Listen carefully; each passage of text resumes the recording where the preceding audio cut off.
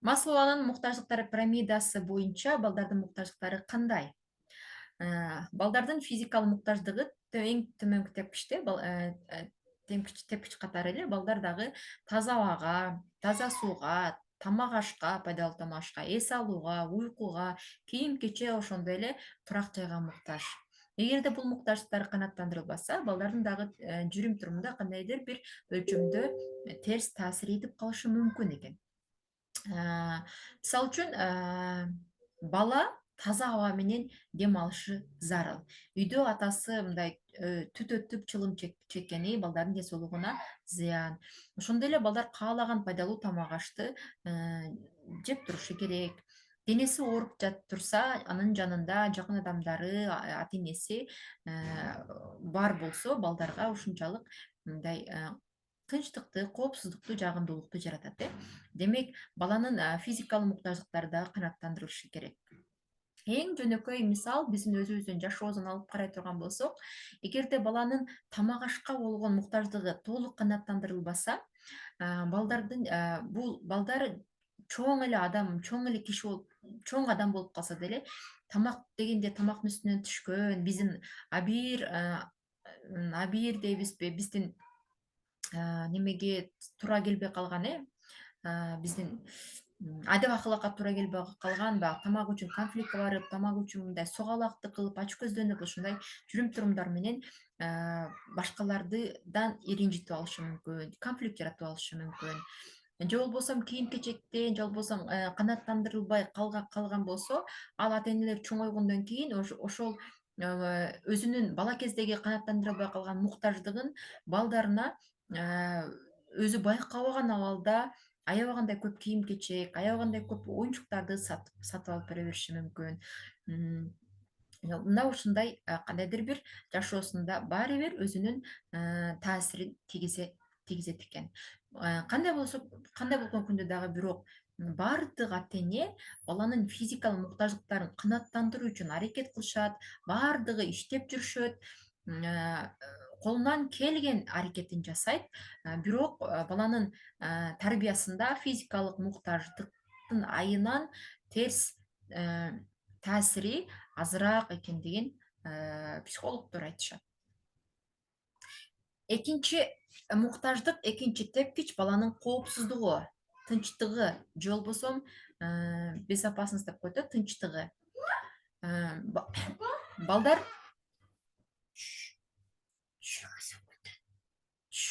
мен азыр бүтөм, сен мага сүйлөбөй турсаң мен бүтөм. Балдарыбыз ата энесинен коркуткан, мажбурлаган, урушкан, манипуляциялаган абалды ушундай мамилени көрүп жатабы, көрбөшү зарыл экен. Бул психикалык зулумдук деп аталат. Балдарга карата көрсөтүлгөн психикалык зулумдук. Ал эми физикалык зулумдук бул түртүү кол көтөрүү болуп саналат.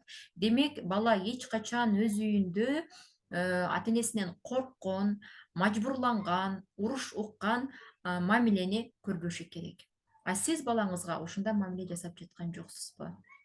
Экинчи, бул физикалык зулумдук, бул түртүү кол көтөрүү.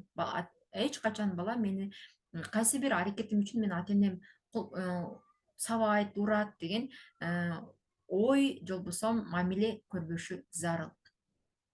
Ошондой эле бул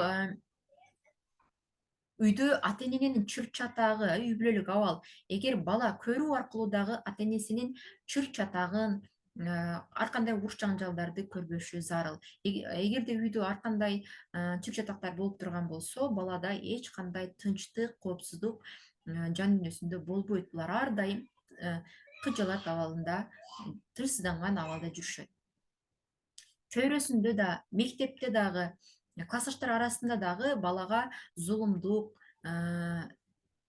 орой мамиле болбошу зарыл. Мекен дегенди да кошуп койдум. Мисалы, чек ара аймактарында жашаган балдардын коопсуздук муктаждыктары толук канааттандырылбашы мүмкүн. Алар кандайдыр бир коркуу менен жашашы мүмкүн.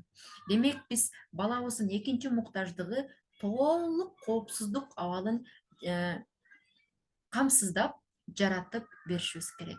Балдар өз үйүндө эмне деп бейкапар, бейкут тынчтыкты толук сезип жашаганга акылуу. Үчүнчү тепкич баланын сүйүү муктаждыгы. Бул сүйүү муктаждыгы өтө маанилүү муктаждыктардын бири.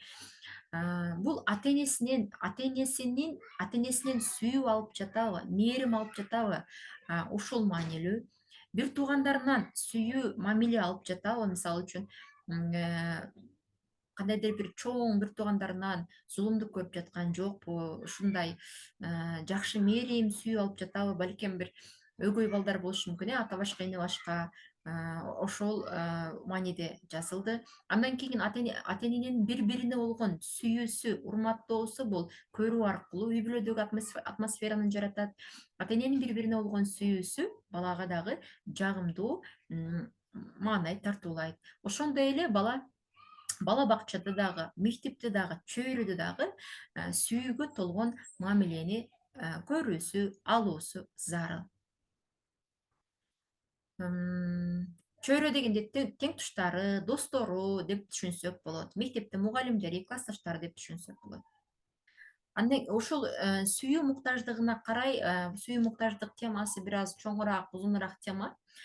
Баланын сүйүү чөйчөгү, жан дүйнөсүнүн сүйүү чөйчөгү же сүйүү идиши деп айтабызбы, сүйүү чөйчөгү 12 жашка чейин толук канааттандырылып бүтүшү керек экен.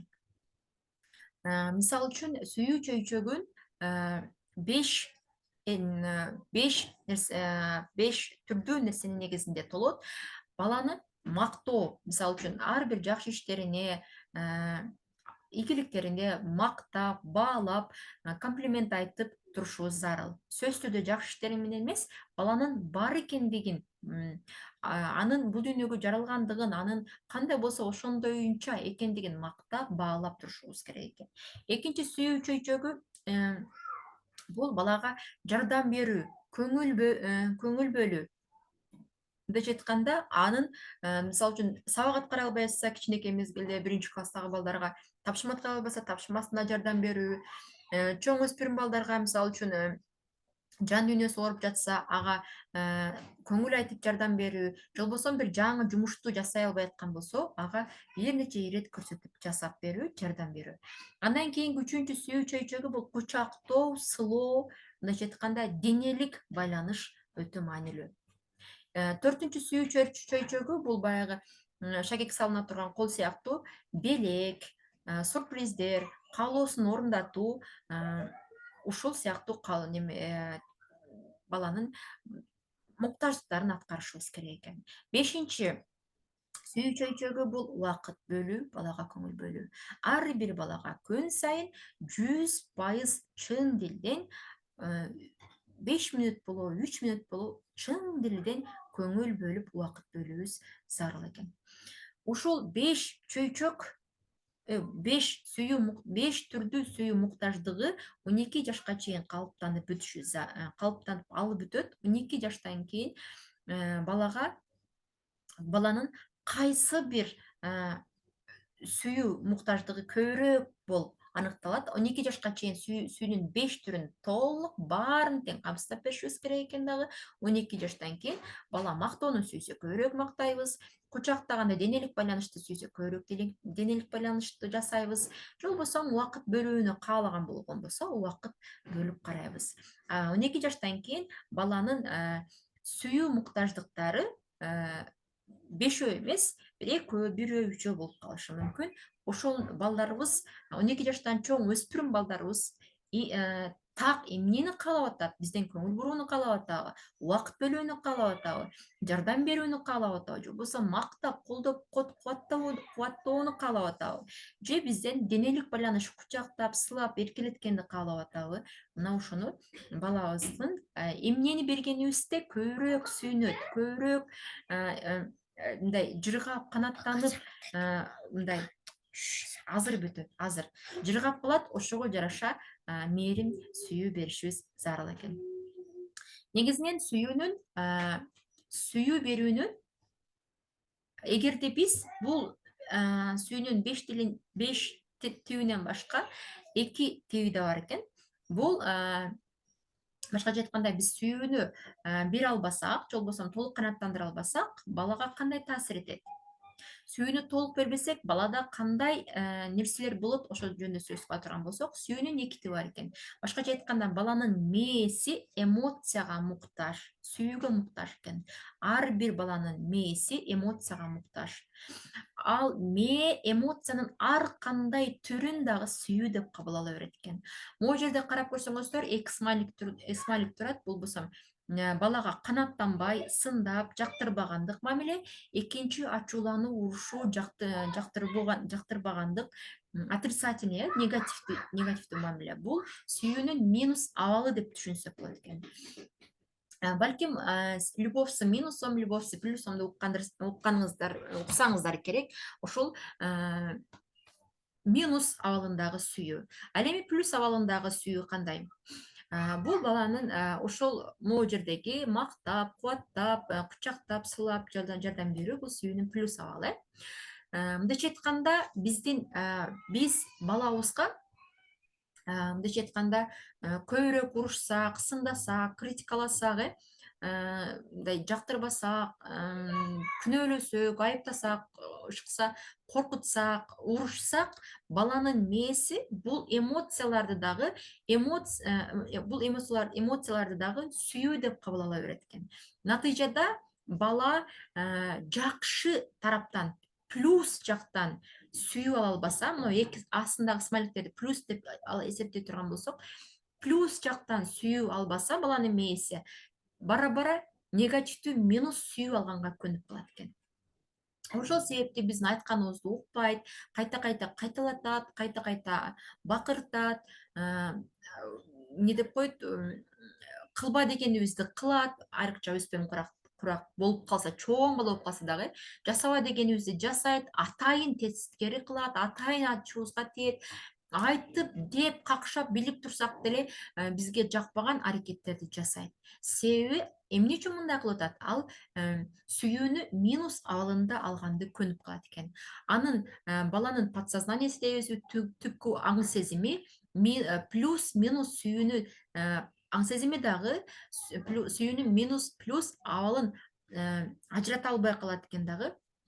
Атайын ошол терс адаттарды жасап, апасынын көңүлүн бурдуртуп, ата энесинин көңүлүн бурдуртуп, балким кол көтөрөт, урат, тепкилейт, урушат, кыйкырат, бакырат, ушундай мамилени алганга бала муктаж болуп калат экен. Демек, эмне үчүн бала минус сүйүү алганга аябагандай тез көнүп калат?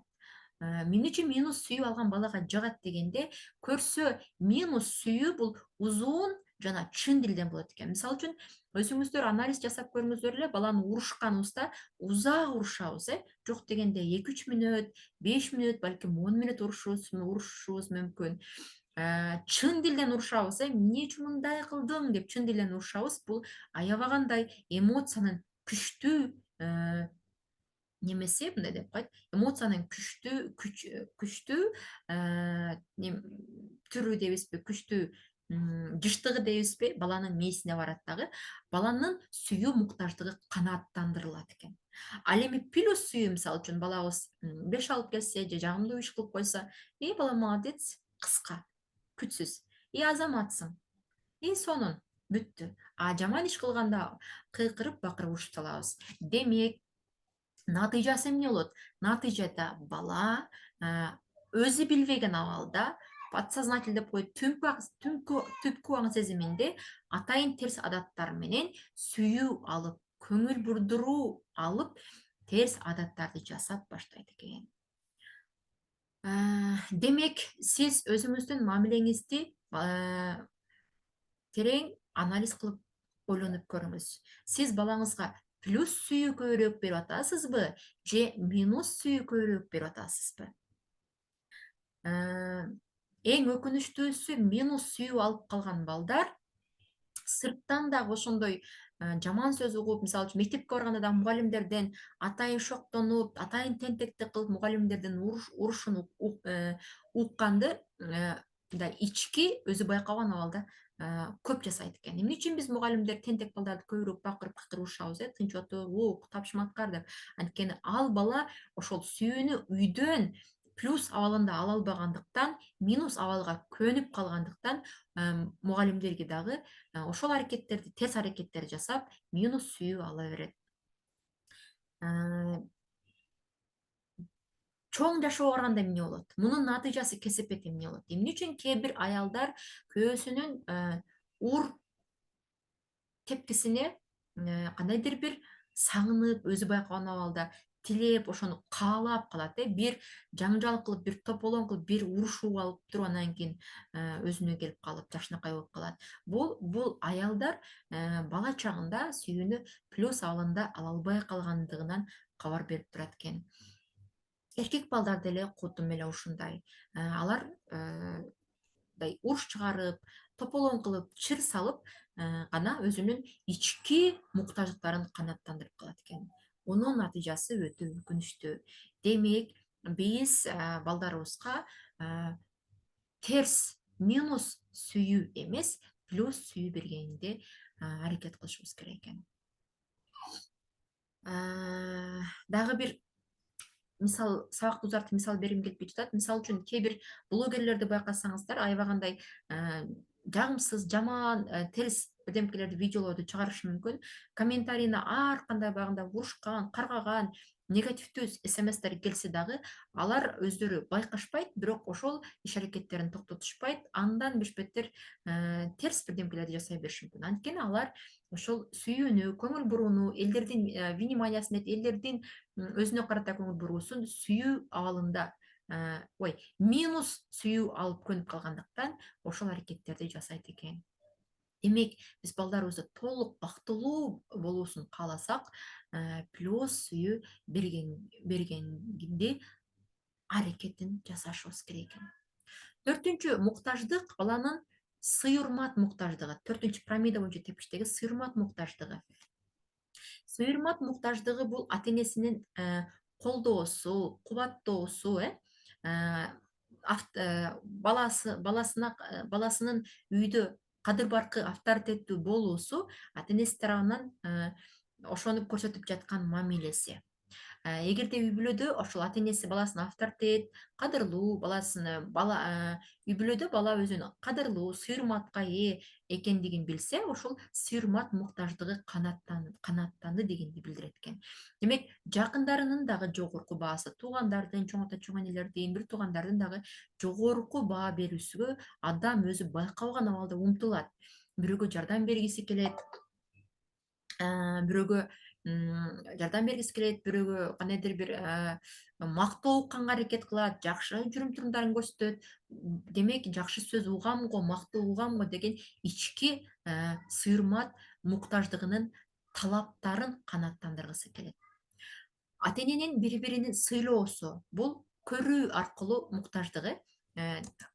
Демек, ата эне дагы бири-бирине жакшы мамиле жасап жаткан болгон болсо, бала да келечекте ошондой үй бүлө күтөт жана ал ошол мамилени бир туугандарына жана ата энесине жасайт. Эгер ата эне бири-бирине орой мамиле жасап аткан болсо, бала да өзүнүн атасына же апасына орой мамилени норма деп кабыл алып, норма деп түшүнүп калат. Ошондой эле чөйрө мектепте, бала бакчада дагы ошондой сый-урматтуу, кадыр бартуу болууну каалайт. Ошого кадимкидей ички муктаждыгы бар. Демек, мугалимдер окуучуларды мактап, колдоп коюшубуз керек экен. Демек, баланын муктаждыгын канааттандырышыбыз зарыл экен. Кайсы учурда баланын сый-урмат муктаждыгы бузулат? Баланын чек арасы бузулганда, чек ара деген түшүнөсүздөр, баланын чек арасы бузулганда, терс эркелеткенде, мисалы үчүн капкарам, былтыгым деген сыяктуу, ошол терс эркелетүү болгондо, шылдыңдап мамиле кылганыбызда, сындап мамиле кылганыбызда, салыштырганда, ушул да колуңдан келген ушулбу, колуңдан келбейт деген сыяктуу анын иш аракетин терс баалаганыбызда, баланын сый-урмат муктаждыгын жокко чыгарган болот экенбиз, канааттандырбаган болот экенбиз. Демек, үй бүлөдө төртүнчү сый-урмат муктаждыгы канааттандырылбаса, баланын тарбиясында дагы терс жүрүм-турумуна алып келүүчү чоң себептердин бири болуп калат экен. Эң акыркы бешинчи муктаждык бул баланын өзүн табуусу өнүгүү муктаждыгы. Демек, бала биринчи үй бүлөдө тамак ашка болгон, таза абага, кийим-кечекке болгон муктаждыгы аткарылбаса, ал бала өзүн тааныбайт, өнүгүп өспөйт. Экинчи, бала коопсуз болуп атса, баланын коопсуздугу, үйдө бүлөдө тынчтык болбосо, баланы уруш жаңжалдар болуп аткан болсо, балага кол көтөрүү, зулумдук болуп аткан болсо, бала өзүн тааныбайт, өзүн таппайт жана өнүгө албайт, ички таланттарын ача албайт. Үйдө балага сүйүү берилбесе, мээрим берилбесе, бала эч качан, мындайча айтканда, өзүн өнүктүрө албайт, күчтүү талаптарын аныктай албайт.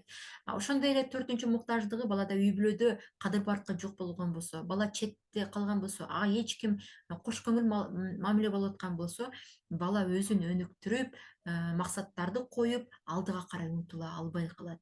Демек, балабыздын келечекте ийгиликтүү, өнүгүп өскөн, бийик, максаттуу болуусун кааласак, ушул муктаждыктарын баарын аткарганыбызда эң жогоруда турган бешинчи тик чокусу болгон өнүгүү, өзүн табуу муктаждыктары аткарылат экен. Бул жерде бала өзүнүн таланттарын, жөндөмдөрүн, күчтүү жактарын ача билет, өнүктүрө алат экен. Эмне үчүн балдар көпчүлүк учурда телефонго көз каранды болуп кетет? Демек, көз каранды болуусунун дагы бир себептери ошол муктаждыктарынын кайсы бири канааттандырылбай атат. Балким көңүл бурулбай атат, балким сый урматка ээ болбой атат, балким сүйүп албай атат. Ошол себептүү ал бала телефон аркылуу өзүн өзү канааттандырып, өзүн өзү алаксытып дейбизби, өзүн өзү ички муктаждыгын толуктап жатат деп түшүнсөк болот экен.